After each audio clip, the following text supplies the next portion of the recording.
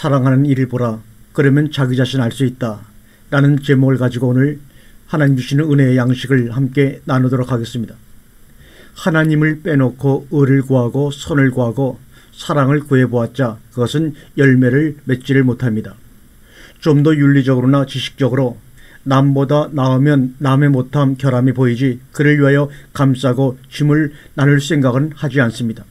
이것이 바로 우리 인간의 한계이며 아버지 하나님 없이 사는 인간들의 전형적인 모습입니다. 오직 아버지 하나님으로부터만 받는 것입니다. 인간의 경험으로부터 믿음이 나오지 않습니다. 고난으로부터 소망이 나오지 않습니다. 지식으로부터 희생이 나오지 않습니다. 실력으로부터 사랑이 나오지 않습니다. 오직 아버지 하나님으로부터만 받는 것입니다. 사랑합니다 아버지 하나님. 여기서 사랑이 나오는 것입니다. 그럴 때 마음의 기쁨이 넘치는 것입니다. 누구를 미워하면 내가 상대방보다 더 악해져야 합니다. 그것이 바로 벌입니다. 마태복음 5장 43절에 너희에게 이르노니 너희 원수를 사랑하고 너희를 핍박하는 자를 위하여 기도하라. 이게 가능한 얘기입니까? 가능하지 않습니다. 불가능합니다. 그래서 아버지 하나님을 부르라는 것입니다. 아버지 하나님을 부르되 부르짖으라는 것입니다. 그러면 용서의 심이 나로부터 아니라 아버지 하나님으로부터 흘러나온다는 것을 우리에게 지금 말씀하고 있는 얘기입니다. 아버지 하나님 용서해 주세요. 여기서 용서의 열매인 입술에 찬양이 나옵니다. 우리가 서로를 용서치 못하면 찬양이 막히는 것입니다. 아버지 하나님 감사합니다. 여기서 셈 수 없는 감사가 넘쳐 흘러나옵니다. 물질, 출세, 성공에서 나오는 감사는 일시적이고 그것이 사라질 때 함께 사라지는 것 우리가 그동안 얼마나 많이 경험하지 않았습니까? 하나님을 아버지로 고백할 때 거기서부터 인생의 모든 문제가 회복될 것입니다. 그래서 마음으로 믿어 의에 이르고 입으로 시인하여 구원에 이르니라고 말씀하고 있습니다. 무엇을 입으로 시인하느냐? 모른다. 이렇게 우리는 또 얘기할 수가 있습니다. 그래서 노력하고 열심히 희생이 필요하다고 합니다. 그러나 그것은 결과이지 뿌리는 아닙니다.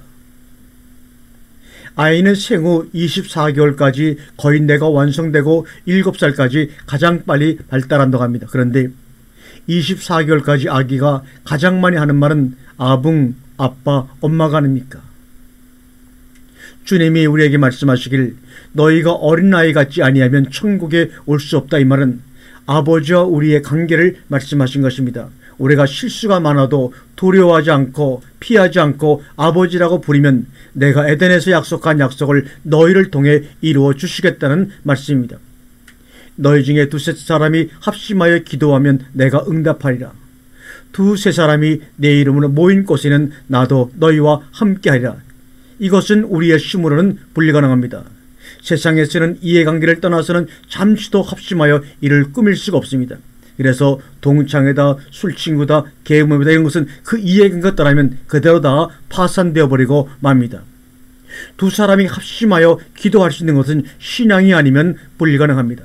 즉 하나님이 우리의 아버지란 사실을 경험한 사람들이 아니거든 두세 사람이 모여서 합심하여 기도한다고 하는 것은 절대로 불가능합니다.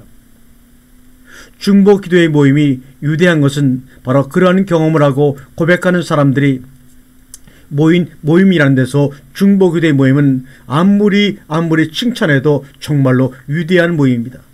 하나님이 우리와 어떤 관계인지를 모르고 모여서들 기도하고 찬송하면서 예배를 드리니 서로가 한 몸인 것을 인식치 못하고 불편할 수밖에 더 있는가 이 말입니다.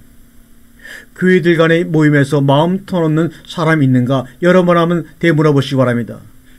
별로 없습니다. 거의가 다 겉돌고 있습니다. 또한 그러한 사실을 알고 있고 경험하고 있는데도 우리는 묵묵부답입니다.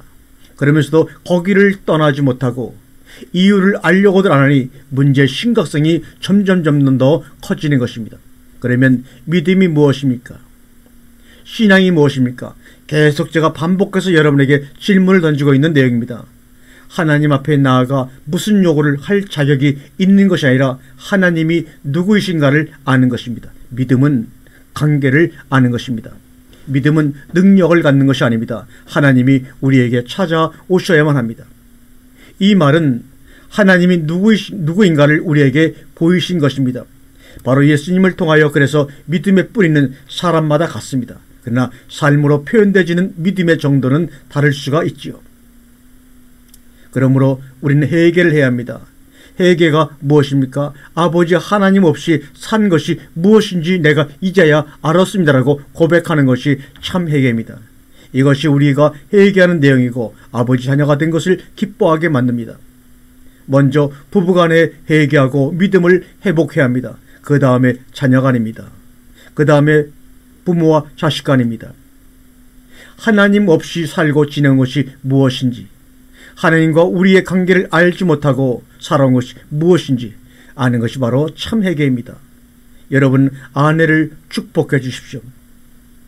깨어지기 쉬운 연약한 그릇이라고 우리 주님이 우리 남편들에게 얘기하고 있습니다. 무슨 말이든지 받아주십시오. 끝까지 아내들의 얘기를 들어주세요. 아내가 스스로 그만할 때까지, 더 이상 얘기를 할 수 없다고 할 때까지 그 말을 한번 경청해서 진정을 한번 들어봐 주시기를 남편들에게 부탁합니다.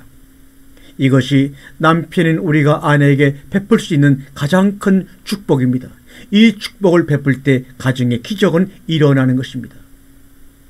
하나님을 아버지로 고백하는 남편들은 아내를 동력자로 만듭니다. 자식을 동력자로 만듭니다. 함께 아버지 하나님을 이 땅에 드러내는 동력자의 삶을 살게 될 때 말할 수 없는 기쁨과 희열이 넘쳐날 것입니다. 그러기 위해서 이 시간 우리는 다 함께 두 손 모아 고백해야 합니다. 아내와 함께 자식과 함께 더 늦기 전에 인생의 후반전을 새로이 뛰고 싶습니다. 아버지 하나님 도와주십시오.